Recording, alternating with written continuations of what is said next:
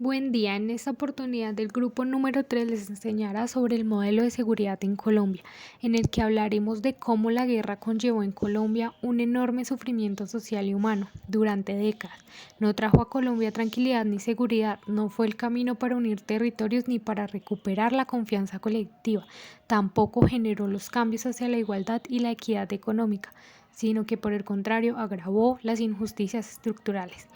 El Estado y la democracia en Colombia se han construido en medio de guerras y breves periodos de paz. Colombia es un país cansado, abrumado y aterrado por un conflicto inútil de casi 6 décadas, donde el Estado debería empezar por tener confianza en las formas humanitarias de tranquilidad ciudadana y desde allí impulsar la protección de los territorios y luego de la nación. Casi ninguna familia colombiana ha escapado a la violencia, aunque la mayor victimización y daños los han sufrido personas y comunidades campesinas, así como indígenas y afrocolombianos, niñas, niños, mujeres. La violencia también ha afectado sectores como sectores políticos y económicos. Miles de millones de dólares utilizados y perdidos en la guerra, tierras abandonadas, infraestructura y empresas destruidas. Esto se da en un país que tiene posiblemente el aparato de seguridad y defensa militar y policíaco más grande, costoso y mejor entrenado y dotado de todo el continente después de Estados Unidos. La garantía de la seguridad es un derecho y una necesidad de las personas, de las comunidades y de la sociedad. Es uno de los fines del Estado y una necesidad actual, real y urgente en Colombia, y es por eso la acumulación de problemas sociales, la exclusión étnica, económica y política, el abandono del campesinado y la penetración del narcotráfico se han abordado históricamente como un problema de orden público. El modelo de seguridad que desde hace décadas rige en Colombia nació en buena parte del Frente Nacional y posteriormente se ha dado en el contexto de un conflicto armado interno. Este modelo ha sido problemático y no ha tenido la capacidad de garantizar los derechos ni proteger a toda la ciudadanía por igual, sino especialmente a ciertos grupos, mientras desprotege a otros. Colombia ha tratado de llevar adelante procesos de negociación para la paz. La cuestión del modelo de seguridad no ha sido abordado en ninguno de ellos. Hoy en día, aún tras el proceso de paz con las FARC, que ha significado un nuevo marco para la transformación política, una solución estructural de la guerra y la violencia,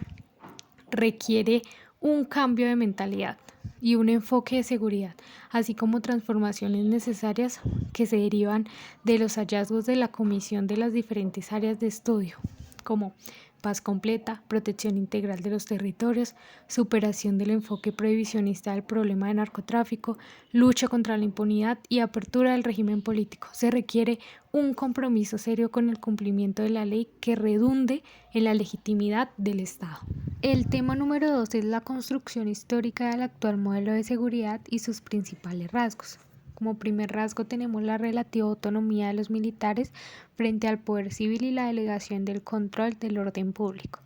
La relación poder civil-poder militar ha tenido 3 momentos en la historia recientes de Colombia. El primero es del Frente Nacional de relativa autonomía bajo el estado de sitio y la noción del orden público, con los marcos mentales de la Guerra Fría y las dictaduras,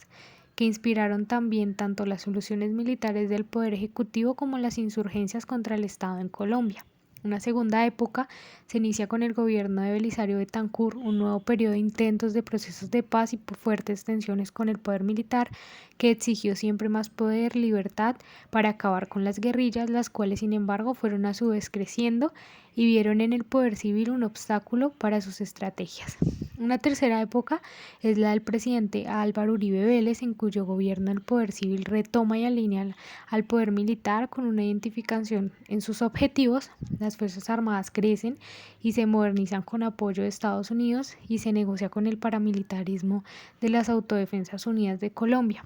Finaliza esta época con el presidente Juan Manuel Santos, quien manteniendo ese liderazgo civil trató de implicar a los militares en el proceso que condujo al país al acuerdo de paz con las FARC.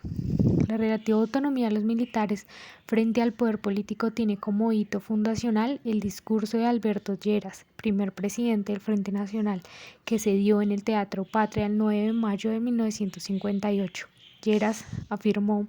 en ese discurso que un golpe de Estado sería escasamente sostenible en el tiempo y contraproducente para la inversión extranjera y la prosperidad del país. Dijo que en vez de eso planteó una división del trabajo entre el poder civil y el militar. El discurso no ofreció impunidad ni autorización para la comisión de abusos, sino autonomía con responsabilidad plena en el cumplimiento de la función.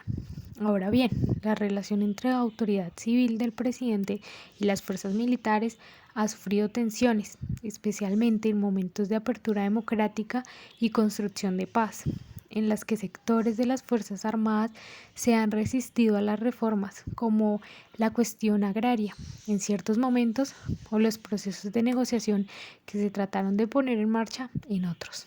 Un ejemplo de esta tensión es que mientras algunos altos mandos se preparaban para ser los generales de la paz y el gobierno incluyó a los militares en la negociación, que se consideraban pasos positivos, se dio la resistencia de parte de las Fuerzas Armadas y de Juan Carlos Pinzón, ministro de Defensa del presidente Juan Manuel Santos. El proceso de paz con las FARC, a pesar de que los militares tuvieron representación en la mesa de negociación y tomaron parte de las decisiones, estos elementos muestran que la seguridad puesta en manos de los militares con harta autonomía es contraria al proceso de paz. Los militares no han conocido una fuerza armada dedicada totalmente a la paz y a proteger a todos los ciudadanos de Colombia, empezando por los que tradicionalmente han sido excluidos, perseguidos y empobrecidos. El número 2 es el enemigo interno y cambios en la doctrina de seguridad, la consideración de la población civil y los movimientos sociales.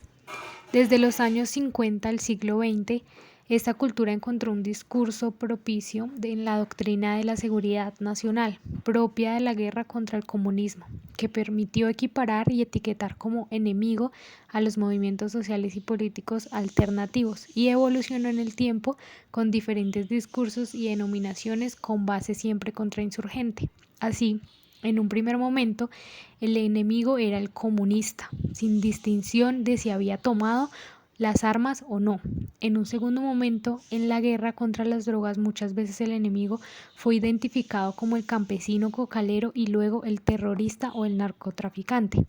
asociando a esos términos no solo a los miembros de grupos guerrilleros, sino extendiendo ese estigma a diferentes sectores y movimientos sociales o sindicales.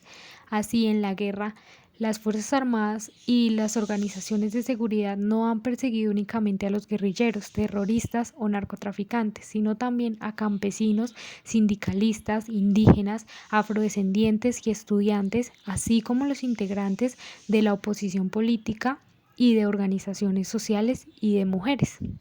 También se ha perseguido a quienes denuncian o hacen control de los abusos, como periodistas, defensores de derechos humanos e incluso a empleados públicos, particularmente jueces y magistrados, que en virtud del ejercicio de su función terminaron siendo vistos como obstáculos para la estrategia de guerra o para la impunidad de los crímenes que se cometieron. En los casos de las ejecuciones extrajudiciales, conocidas como falsos positivos, se usó la lógica del enemigo para justificar los homicidios de personas que en condiciones de indefensión y presentarlas falsamente como guerrilleros muertos en combate para mostrar resultados en la lucha contra el insurgente. En el gobierno de Santos se inició el proceso de cambio en la doctrina militar para transitar a la denominada doctrina Damasco,